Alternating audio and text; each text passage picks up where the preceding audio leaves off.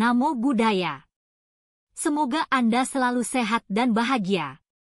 Berikut ini adalah salah satu ceramah dari Bhante Sri Pannavaro Mahathera yang berjudul Inilah Pengendalian Diri yang Benar. Dalam ceramah Dhamma ini, Bhante Sri Pannavaro Mahathera akan menjelaskan betapa pentingnya pengendalian diri dalam kehidupan kita dan bagaimana kita dapat mengembangkannya dalam kehidupan sehari-hari. Kita akan memahami bahwa pengendalian diri bukan hanya tentang menahan diri dari tindakan negatif, tetapi juga tentang memupuk perbuatan yang baik seperti ketenangan, kebijaksanaan, dan empati. Mari dukung kami untuk membangun channel ini dengan cara subscribe, like, berikan komentar dan share sebanyak-banyaknya, agar lebih banyak orang yang mendapat manfaat dari channel ini. Semoga bermanfaat. Semoga Dhamma tetap lestari. Semoga semua makhluk berbahagia. Ibu, Bapak, dan Saudara, yang sudah sangat sering kita mendapatkan bimbingan, penjelasan, perilaku yang buruk itu selalu merugikan orang lain dan merugikan diri kita.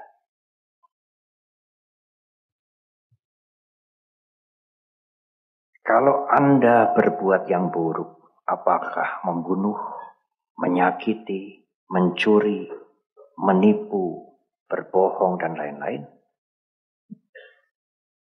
ada yang lain yang menjadi korban. Selain keburukan kita bertambah.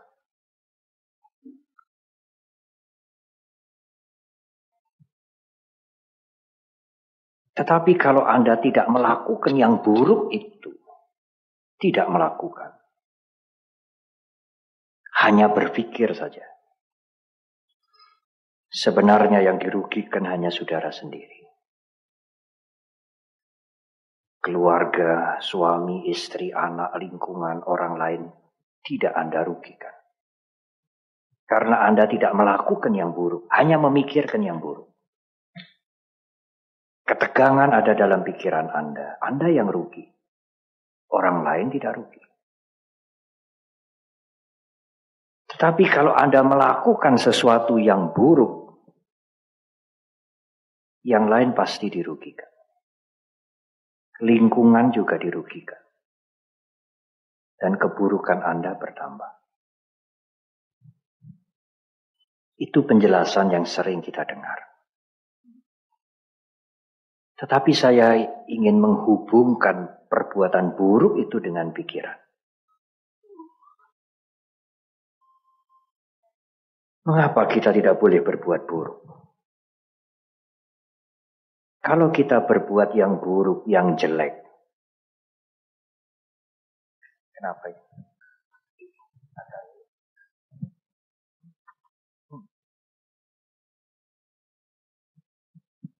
Ibu, Bapak, dan Saudara, kalau kita melakukan yang buruk, yang jelek, apalagi kalau yang buruk, yang jelek itu diulang-ulang, maka yang buruk, yang jelek itu akan menjadi kebiasaan. Kalau sudah menjadi kebiasaan itu akan memanggil-manggil kita. Ayo lagi, ayo lagi, ayo lagi.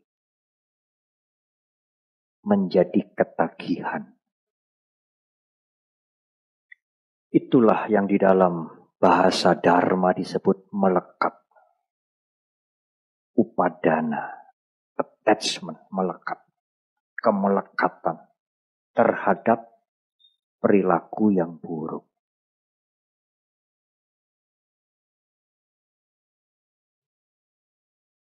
Mengapa Bante yang buruk membuat kita ingin mengulangi lagi. Padahal itu buruk. Karena yang buruk-buruk itu memberikan kenikmatan. Kalau yang buruk itu tidak memberikan kenikmatan, kita tidak akan mengulangi lagi. Tidak ingin melakukan lagi.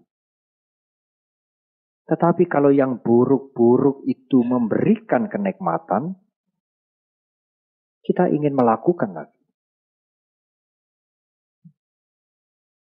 Kenikmatan itu yang membuat melekat. Membuat ketagihan. Tidak persoalan merugikan yang lain atau tidak.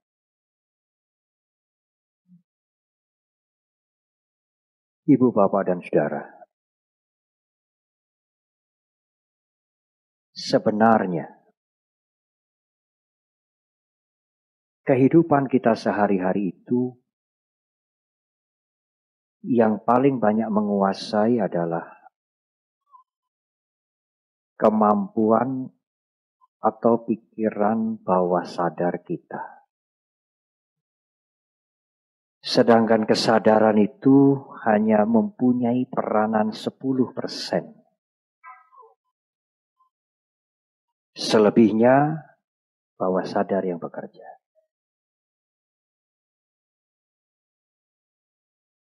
Saya nanti akan memberikan contoh supaya mudah untuk ditangkap. Saudara mungkin akan berpikir, Bante, sekarang ini kan kita duduk di sini tuh. Kita akan sadar, Bante. Tidak pingsan, tidak mabuk, tidak tertidur, tidak mimpi. Sadar saya duduk di sini, Anda duduk di situ. Kami duduk di sini sadar, Bante. Iya. Tetapi Anda dikuasai oleh bawah sadar Anda hampir 90%. Kesadaran itu hanya berperanan 10%.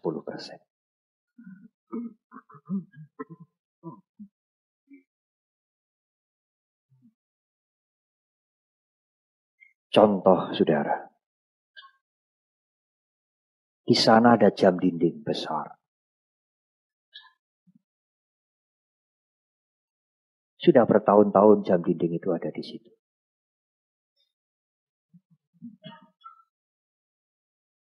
Suatu saat saudara berpikir, tentu lebih baik kalau saya pasang di sana.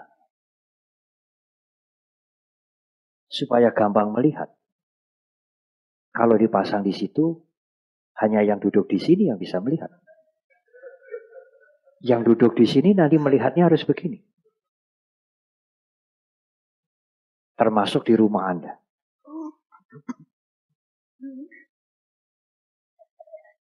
Anda mempunyai ide untuk memindahkan jam itu.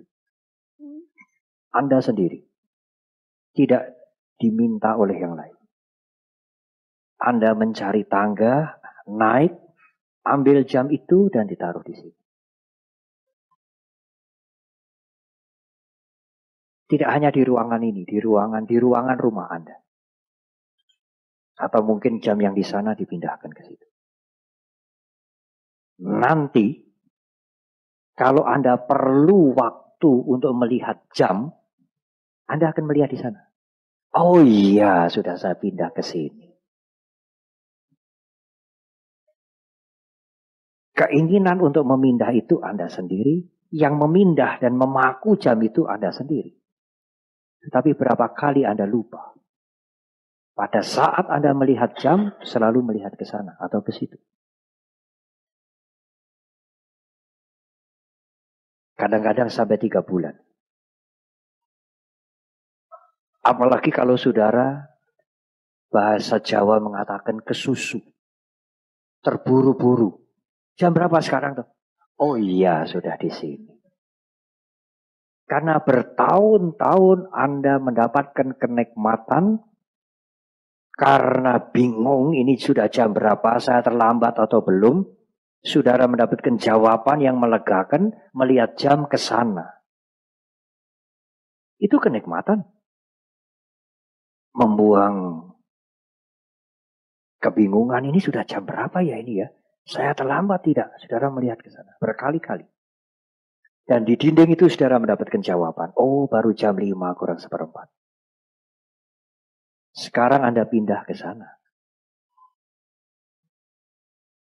Sulit. Kalau kesadaran tidak hadir penuh, Anda tidak akan melihat jam di situ. Anda tetap mencari di sana terus. Sampai kadang-kadang 2 bulan, 3 bulan. Tergesa-gesa. Oh iya, sudah di sana. Betapa kuatnya bawah sadar itu. Saudara tidak tertidur, saudara tidak mabuk. Saudara tidak setengah teler. Iya, sadar penuh, benar. Tetapi saudara dikuasai oleh bawah sadar saudara. Saudara masih lupa melihat jam di sana. Padahal sudah dipindah. Tong sampah.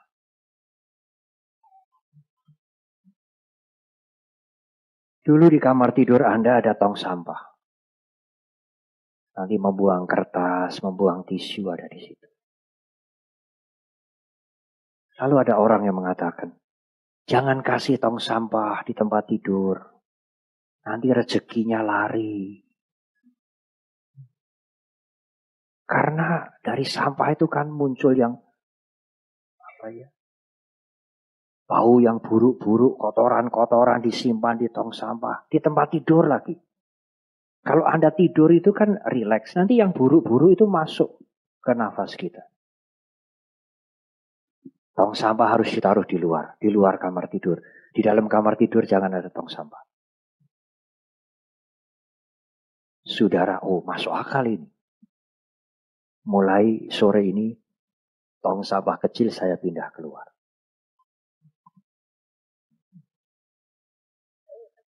Saudara menganggap nasihat itu masuk akal. Dan saudara pindah sendiri. Tong sampah itu di luar kamar tidur. Nanti malam kalau saudara bangun, perlu minum atau perlu tisu untuk buang ingus, selesai ini lalu mau buang tong sampah. Oh iya, sudah di luar. Saudara masih mencari, biasanya tong sampah di sini. Oh, sudah tidak ada. Berapa kali saudara lupa ingin membuang sampah di sini? Berkali-kali. Padahal yang memindahkan tong sampah kecil dari tempat ini keluar kamar, saudara sendiri. Dan saudara memindahkan itu dengan alasan yang jelas. Tetapi saudara sendiri lupa.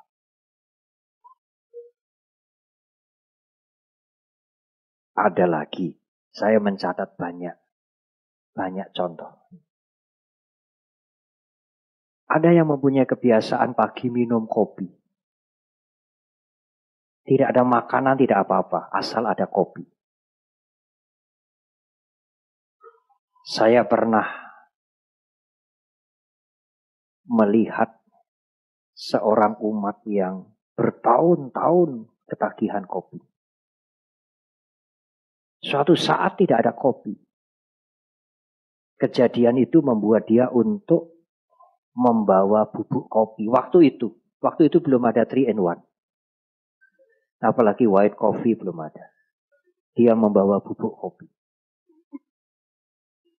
Kalau sampai dia tidak bisa menyeduh kopi, bubuk kopi itu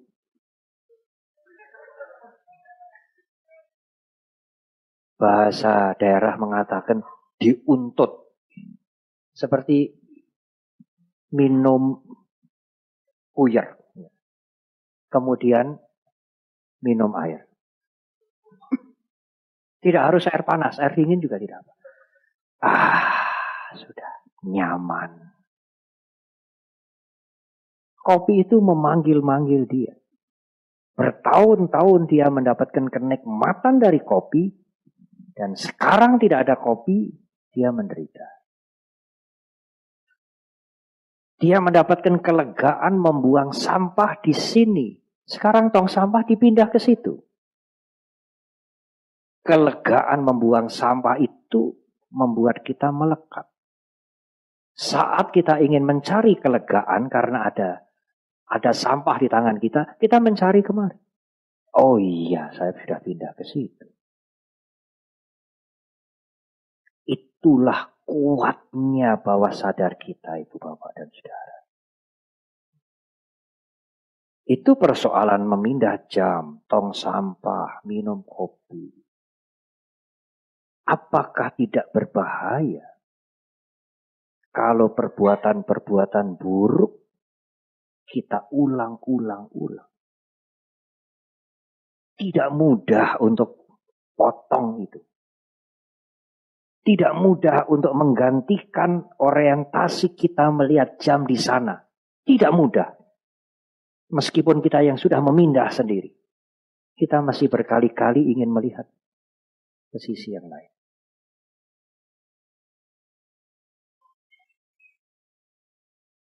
Masih ada contoh lagi.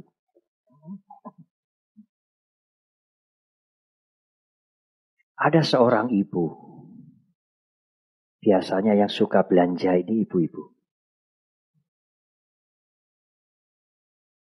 Ibu ini mempunyai kebiasaan. Kalau dia belanja di toko, di mall, kemudian diberikan tas, kantong. Oh, kantongnya bagus, apalagi kalau mall-mall di Jakarta. Tidak kresek-kresek itu, ada. Kadang-kadang bagus sekali, kuat, ada pegangannya. Ibu ini selalu mengatakan, Mbak, boleh enggak Mbak, kantongnya tambah 1? Oh ya Bu, boleh. Tidak ada itu kasir yang mengatakan, enggak bisa Bu. Oh ya Bu, boleh. Dan dia selalu begitu. Setiap dia belanja, ada kantong yang bagus. Belum mulai belanja, dia sudah melihat kantong. Aduh, bagus kantongnya itu. Nanti saya mau cari tambahan 1. Lama-lama tidak hanya 1.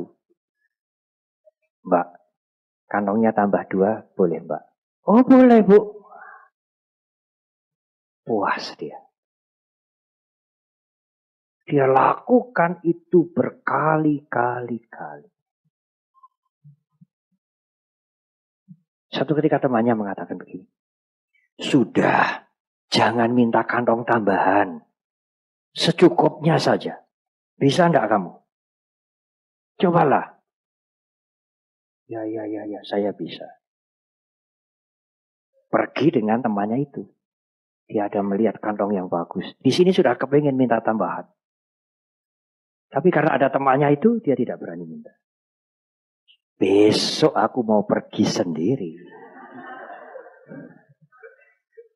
Apalagi kalau melihat kantongnya bagus banget. Ulang tahun mall itu yang ke-10 kantongnya bagus. Aku minta 3. Mbak, kantongnya 3 lagi boleh Mbak. Ini kan belinya ini kan banyak banget. Ini kan nanti untuk dibagi-bagi. Oh boleh Bu. Semakin Anda mengulangi, bawah sadar itu menjadi semakin kuat. Dorongan untuk mencari kantong ekstra semakin kuat. Berhati-hatilah dalam perbuatan yang buruk, dalam berbuat yang buruk. Itu akan menjadi kebiasaan yang sulit sekali untuk dipotong.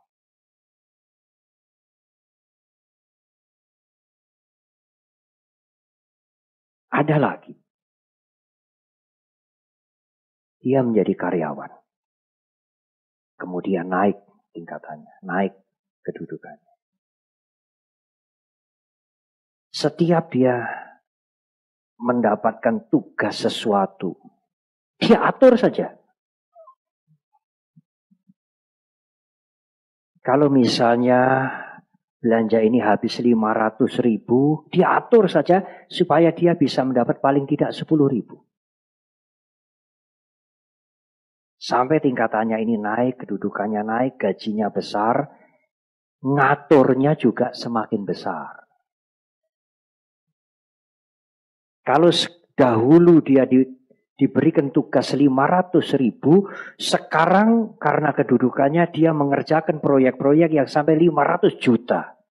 Dia selalu mencari cara bagaimana mengambil barang 5 juta atau 10 juta. Gajinya tidak kecil. Tetapi kelakuannya itu menjadi habit. Kebiasaan. Mengapa Bante? Karena nikmat. Karena menyenangkan. Berhasil dan menyenangkan. Dia akan mengulangi lagi. Kalau sampai dia tidak mendapatkan hasil untuk dirinya sendiri, nggak bisa tidur dia. Kuat sekali itu. Panggilan itu kuat sekali.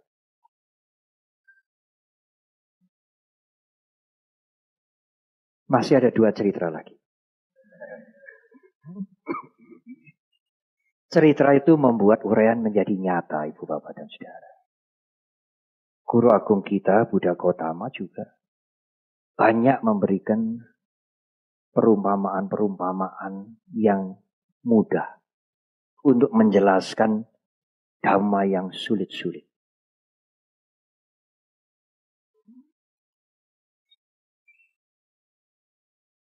Tapi cerita memindah jam,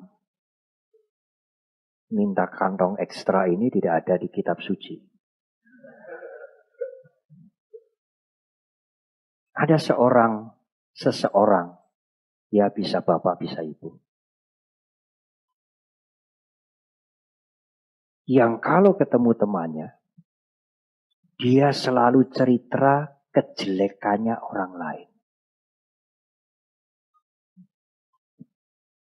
Sampai orang itu mengatakan kepada saya, Bante, saya kalau ketemu dengan ibu itu, semuanya itu jelek semua. Sepertinya dia mau mengatakan tetapi tidak keluar bahwa yang baik itu dia sendiri. Tapi itu tidak diomongkan. Dia ceritakan itu jelek. Saya sampai risih, Bante. Yang mendengar itu sampai risih. Karena semua orang yang diceritakan jelek. Saya pernah memancing, Bante. Pada waktu dia menceritakan kejelekannya orang lain itu, saya sengaja memancing. Lalu, jelasnya bagaimana Ibu? Wah, malah berkobar-kobar.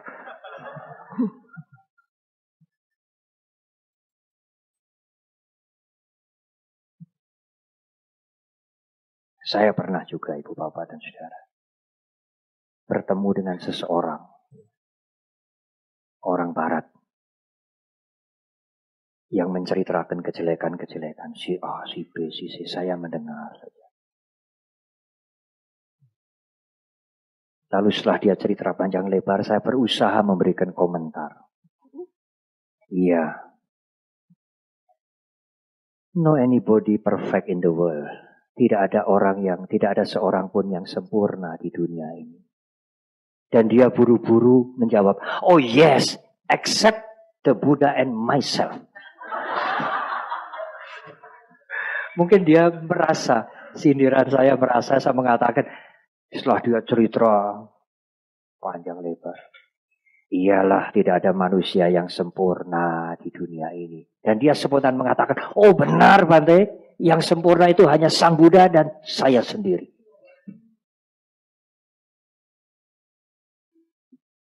Mengapa dia begitu ya? Mengapa dia begitu Bante? Dia mendapatkan kenikmatan. Waktu menceritakan keburukan orang lain itu, senang dia, enjoy. Seolah-olah aku ini nggak begitu loh. Aku ini nggak begitu. Tapi itu tidak terkatakan.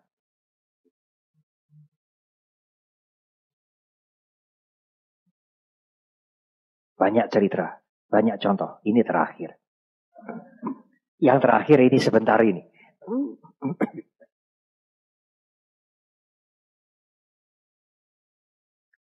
Tetapi ada orang yang mempunyai kebiasaan lain. Dia tidak menjelekkan orang lain. Tetapi dia menceritakan dirinya sendiri. Keunggulan dirinya sendiri.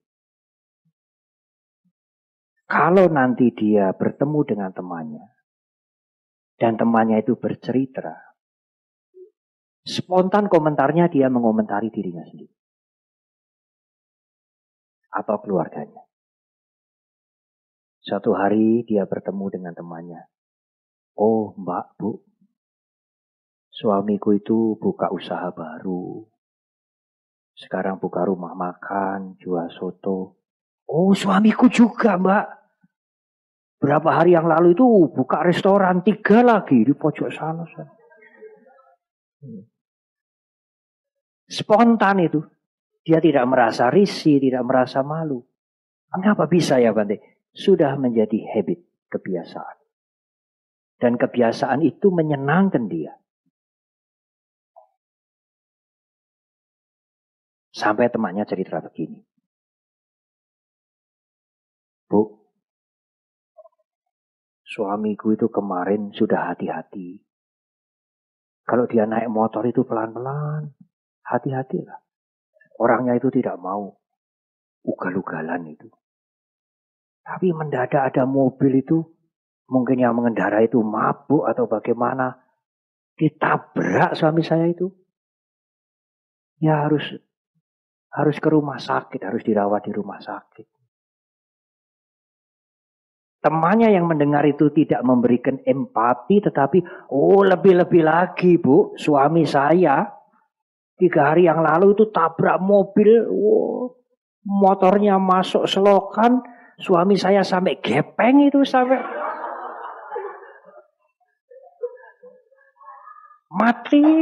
mati baru rumah sakit hidup lagi.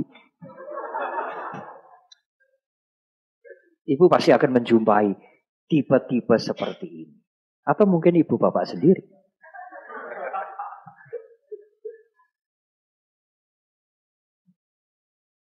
Menceritakan kejelekan orang lain. Berhati-hati. Itu nilainya hampir sama meskipun tidak sama. Dengan diri kita sendiri berpikir yang jelek. Anda ingin mencuri sesuatu karena Anda senang benda ini. Mencari kesempatan bagaimana caranya. Atau mungkin sudah bekerja, orang itu mempunyai benda ini cukup banyak. Kalau saya ambil satu dia tidak tahu dan saya butuh. Anda mempunyai pikiran bagaimana mencuri. Anda berpikiran buruk. Lalu Anda menceritakan orang lain mencuri. Bukan Anda. Oh dia mencuri, dia suka mengambil, dia suka nyolong. Pada saat Anda menceritakan orang lain mencuri, apa yang ada di pikiran Anda? Mencuri. Sama saja. Sama saja dengan saudara mempunyai keinginan mencuri. Saudara ingin mencuri, tetapi tidak terlaksana. Tetapi sudah ada keinginan mencuri. Kemudian Anda menceritakan orang lain sekarang yang mencuri. Pada saat Anda menceritakan orang lain mencuri, pikiran Anda buruk. Yang ada di pikiran Anda adalah mencuri. Hampir sama nilainya dengan Anda ingin mencuri. Berhati-hati dengan menceritakan keburukan orang lain. Karena menceritakan keburukan orang lain hampir sama dengan Anda berkeinginan buruk. Karena pikiran itu ada di sini, sama-sama di sini. Ingin buruk juga di sini, menceritakan yang buruk-buruk juga munculnya dari sini. Apakah tidak boleh Bante menceritakan keburukan orang lain? Tidak ada gunanya. Kalau tidak sangat terpaksa, dengan tujuan yang baik, tidak perlu menceritakan keburukan orang lain. Kalau menceritakan kebaikannya, sangat baik. Dia suka menolong, dia suka membantu, dia jujur. Maka yang Anda pikirkan adalah baik. Menolong, membantu, jujur. Anda mengisi pikiran Anda dengan yang baik. Meskipun Anda hanya menceritakan kebaikan orang lain. Dan secara psikologis, menceritakan kebaikan orang lain bisa mendorong Anda, mendorong ibu bapak dan saudara untuk mencontoh perbuatan itu.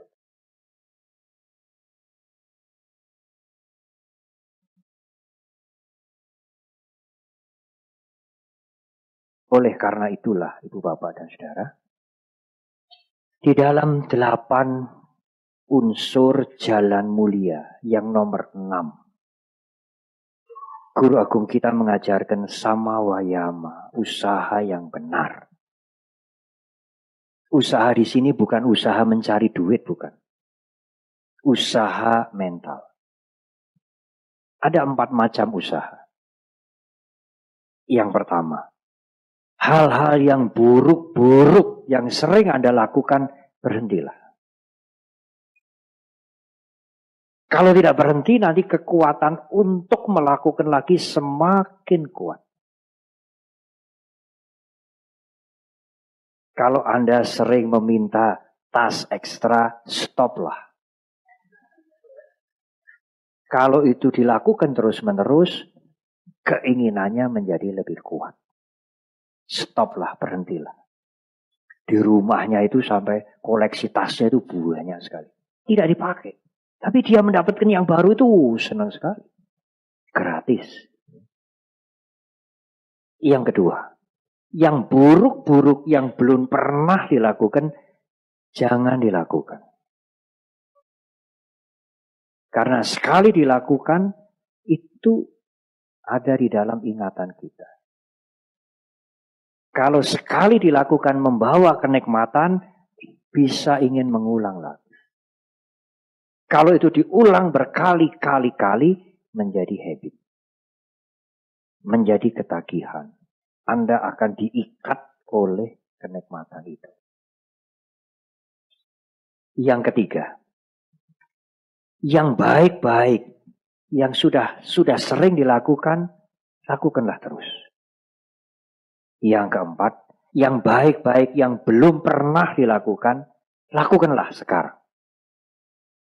Suka menolong, bermeditasi, memberikan nasihat, memaafkan mereka yang lain, dan lain-lain.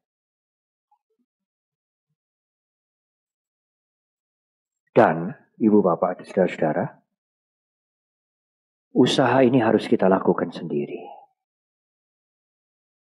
Menghentikan yang buruk, tidak melakukan yang buruk, melanjutkan yang baik, menambah yang baik, harus kita lakukan sendiri. Orang lain tidak bisa membuat saudara berhasil. Termasuk para guru, termasuk guru agung kita. Guru-guru kita, guru agung kita hanya memberikan petunjuk jalan. Mendorong kita, mengingatkan kita. Tetapi untuk mampu mengendalikan diri, harus kita sendiri. Guru agung kita pernah memberikan perumpamaan. Seperti seorang pemain sirkus. Pemain sirkus ini bisa jalan di atas tali yang dibuat dari kawat. Tidak terjatuh dia. Dan kadang-kadang tali itu 10-20 meter dari ubin ini. Panjang. Dia berjalan di atas tali. Membawa galah. Tidak jatuh. Siapa yang membuat dia bisa berjalan di atas tali tidak jatuh sebagai pemain sirkus?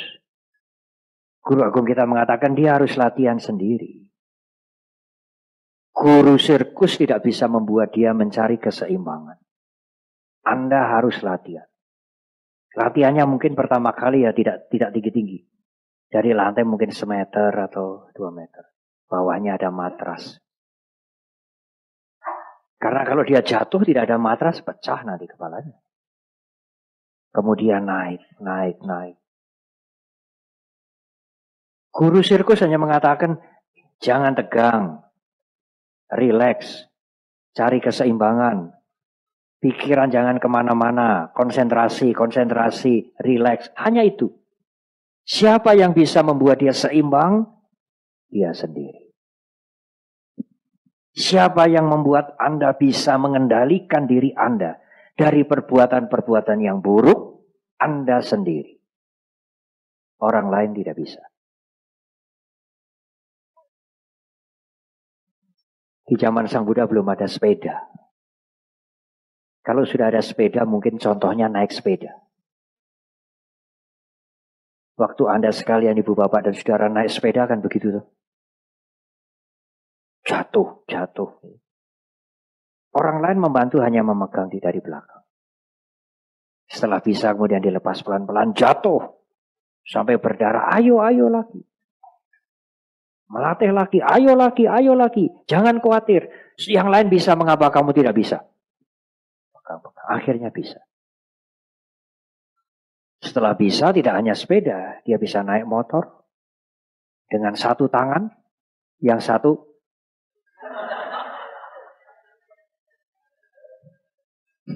tidak jatuh. Lebih bahaya. Karena latihan. Siapa yang mampu mengendalikan yang buruk-buruk dari perilaku kita? Kita sendiri. Orang lain tidak bisa membuat kita berhasil. Anda harus melatih. Gagal melatih kembali. Kalau Anda tidak mau menghentikan yang buruk menjadi semakin kuat. Apalagi kalau diulangi. Itu persoalan memindah jam. Kebiasaan melihat jam. Kebiasaan membuang sampah di sini. Kebiasaan minum kopi. Kebiasaan minta tas tambahan. Kebiasaan membicarakan orang lain. Hanya itu, apalagi kebiasaan buruk yang lain. Tidak mudah untuk dihentikan. Kalau tidak ada tekad yang kuat, usaha yang sungguh-sungguh dan terus-menerus, sulit untuk menghentikan kebiasaan yang sudah menjadi, yang memberikan kenikmatan seperti menjadi sifat kita. Itulah perlunya sila. Mengendalikan diri. Supaya yang buruk-buruk tidak menjadi kebiasaan kita. Hubungan sila dengan pikiran kita, supaya yang buruk-buruk tidak menjadi kekuatan pikiran kita untuk melakukan kembali. Latihan yang kedua, meditasi. Samadhi. Meditasi ketenangan. Bagaimana Bante caranya? Cara apa saja ibu bapak dan saudara yang diajarkan oleh guru agung kita? Apakah meditasi cinta kasih, metta bhavana? Apakah meditasi memperhatikan nafas? Apa gunanya Bante meditasi itu? Untuk membersihkan pikiran kita.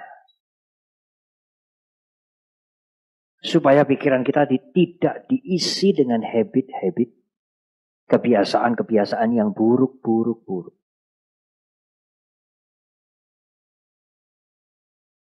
Tidak ada cara lain ibu bapak dan saudara membersihkan pikiran selain dengan meditasi.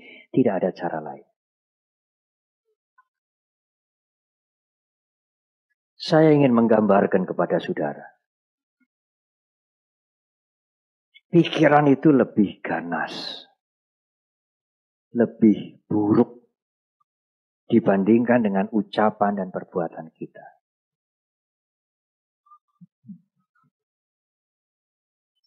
Kita tidak mungkin mengucapkan apapun yang kita mau, melakukan apapun yang kita mau karena lingkungan. Malu dengan suami, dengan istri sendiri, dengan anak-anak, dengan lingkungan. Anda menyeleksi apa yang harus saya ucapkan, apa yang harus saya lakukan. Meskipun Anda kepingin, Anda tidak melakukan itu. Karena lingkungan. Kita tidak bicara dhamma, tidak bicara sila, tidak bicara agama. Karena lingkungan, Anda malu. Tetapi kalau pikiran bagaimana Ibu Bapak dan Saudara? Anda bisa berpikir apa saja, orang lain tidak tahu. Dari yang paling rendah, yang paling buruk, yang paling jahat, yang paling kejam, sampai ingin mencapai kesucian, ingin menjadi Buddha, Anda bisa memikirkan itu. Seenak Anda. Termasuk yang buruk-buruk, Bante. Iya. Suami atau istri yang duduk di samping Anda, teman Anda tidak akan tahu. Anda berpikir apa, dia tidak tahu. Karena itu pikiran bisa menjadi sangat liar sekali. Anda bisa berpikir sesuka Anda. Sangat baik, sangat mulia, dan sangat jorok, sangat buruk. Sekeliling Anda tidak akan tahu. Dia sedang mikirkan apa, Anda tidak tahu. Mukanya tenang-tenang saja, senyum-senyum saja. Tetapi Bante, kan ada orang yang bisa membaca pikiran orang. Iya, tetapi berapa banyak? Kalau orang yang bisa membaca pikiran orang, dia tidak mengarahkan pikirannya kepada kita, kepada seseorang, dia tidak mengarahkan pikirannya pada seseorang, dia tidak otomatis tahu. Kalau dia mempunyai kesaktian, mempunyai apinya, dia mengarahkan pikirannya pada seseorang yang dia ingin tahu, dia baru tahu. Kalau dia tidak mengarahkan, tidak otomatis tahu. Lah, kalau otomatis tahu, orang itu tidak bisa tidur, saudara. Di rumah ada 10 orang, dia tahu semua. 10 orang ini mikir kenapa semua, tahu semua dia. Pusing dia. Tidak sempat tenang. Dia keluar, naik bis ke kendaraan umum. Semua orang mikir kenapa, dia tahu semua. Tidak mungkin. Kalau dia mengarahkan kemampuannya itu kepada seseorang, dia tahu pikiran seseorang. Kalau tidak, dia tidak tahu. Apalagi ibu, bapak, dan saudara yang tidak mempunyai kemampuan. Tidak punya kemampuan membaca pikiran orang lain. Tetangga Anda, teman duduk Anda, belakang Anda, depan Anda, anak Anda sendiri memikirkan apa, Anda tidak tahu. Itulah pikiran. Liar sekali. Ganas sekali. Tidak bisa diselesaikan dengan peraturan agama. Tidak bisa diancam. Jangan berbuat buruk. Jangan melakukan begitu. Memalukan. Akibatnya berbahaya. Bisa. Jangan berpikir begitu. Sulit. Kalau dia berpikir begitu, kita tidak tahu. Ya, tentu ada akibatnya. Tetapi pikiran lebih bebas dari ucapan dan perbuatan. Karena itu hanya dengan meditasi bisa membersihkan pikiran. Pada saat pikiran kita hanya memegang satu objek yang baik atau yang netral, pikiran kita tidak memikirkan yang lain-lain. Batin kita pada saat itu menjadi tenang, menjadi bersih.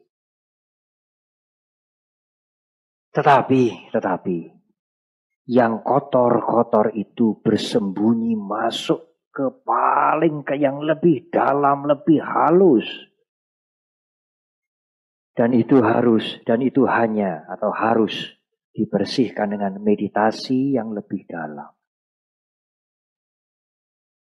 Kalau samadhi itu diterjemahkan dengan meditasi, ketenangan, maka panya itu boleh diterjemahkan dengan meditasi kesadaran.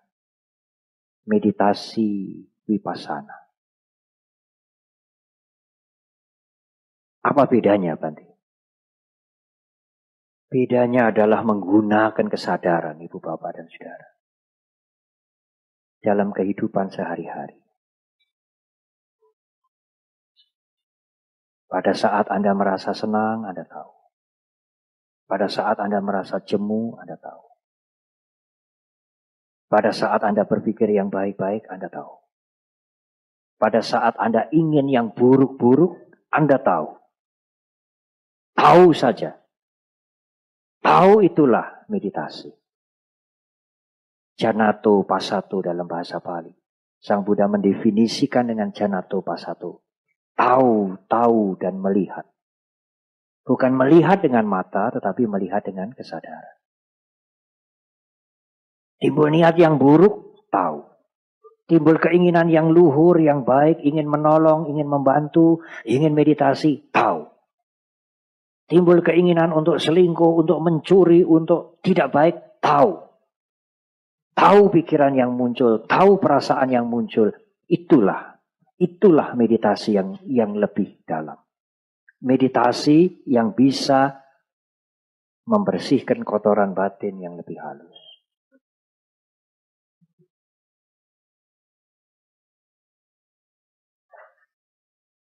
Ibu, bapak, dan saudara. Oleh karena itulah, saya ingin memberikan kata kunci. Ini sudah 1 jam. Dari uraian yang cukup panjang ini, apa Bante yang paling mudah yang harus saya ingat-ingat? 2 hal. Yang pertama, jangan melakukan yang buruk. Karena kalau Anda melakukan yang buruk, itu adalah permulaan membangun kekuatan bawah sadar yang buruk. Kalau ini menjadi kuat, nanti sulit untuk mengatasi. Yang kedua, lakukanlah yang baik-baik dengan kesadaran. Karena banyak sekali kesadaran itu akan membantu kita. Membebaskan keruwetan pikiran kita.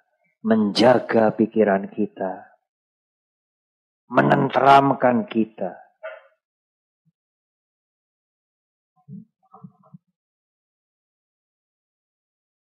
Saya pernah bertemu dengan seorang tua. Dia rajin ke wihara, dia rajin membawa makanan. Tapi ibu ini jalannya tidak begitu stabil. Sering jatuh masuk rumah sakit. Saya mengatakan, ibu, cobalah ibu. Jangan tergesa-gesa. Jalan dengan kesadaran. Dia tidak ngerti apa itu kesadaran.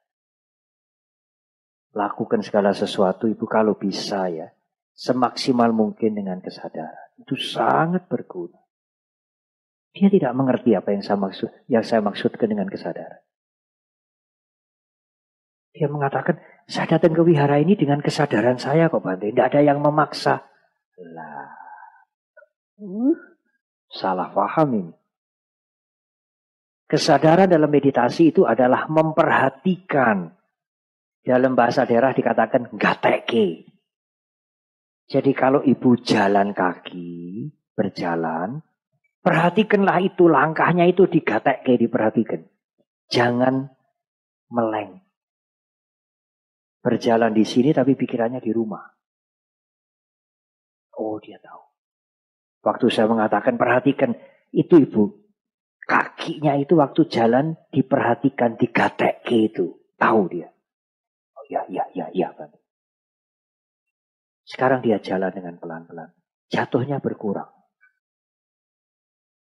Waktu jalan pikiran ibu pada kakinya ibu itu. Jangan mikirkan yang lain dulu. Ibu nanti tidak akan mudah jatuh. Dan itu meditasi. Itu meditasi.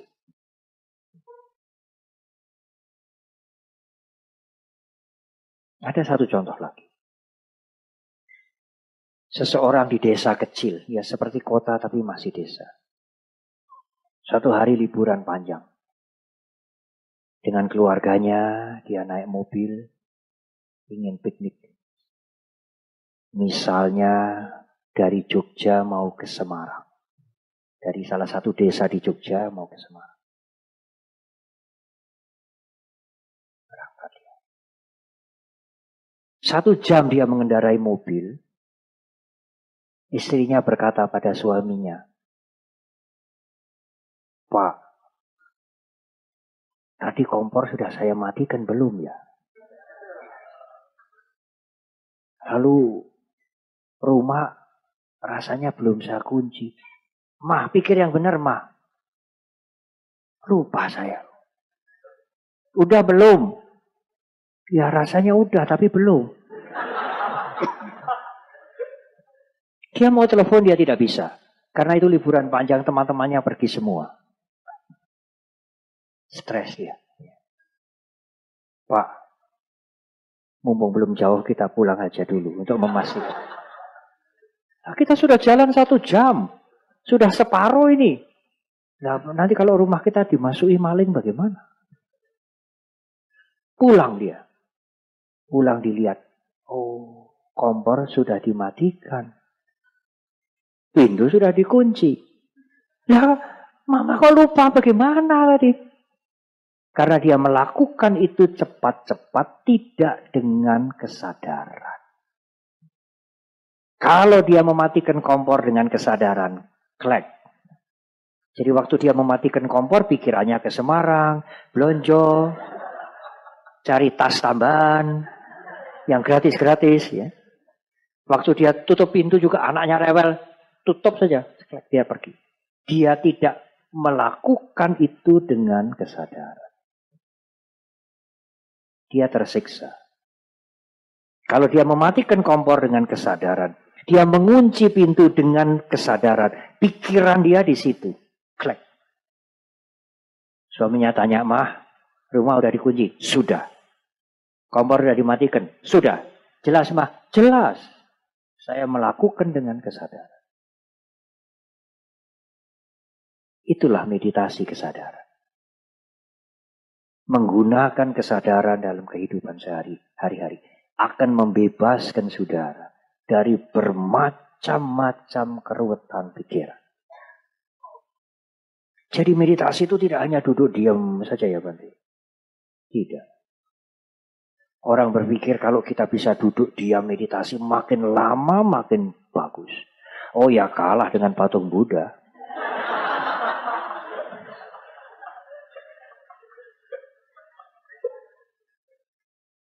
Buddha rupa duduk paling lama. Hadirnya kesadaran dalam keseharian, justru itulah meditasi yang sangat penting. Sehari sekali duduk meditasi untuk menghadirkan kesadaran. Tetapi yang lebih penting dari sehari sekali duduk, menggunakan kesadaran dalam kehidupan sehari-hari. Mengetahui perasaan yang muncul, yang menyenangkan, yang tidak menyenangkan. Pikiran yang baik, yang buruk, yang jelek, yang mulia. Tahu. Kesadaran itu akan membebaskan kita. Demikian ceramah Dhamma dari Bante Sri Pannavaro Mahathera. Semoga bisa bermanfaat. Mari dukung kami untuk membangun channel ini dengan cara subscribe, like, berikan komentar dan share sebanyak-banyaknya, agar lebih banyak orang yang mendapat manfaat dari channel ini. Namo Buddhaya.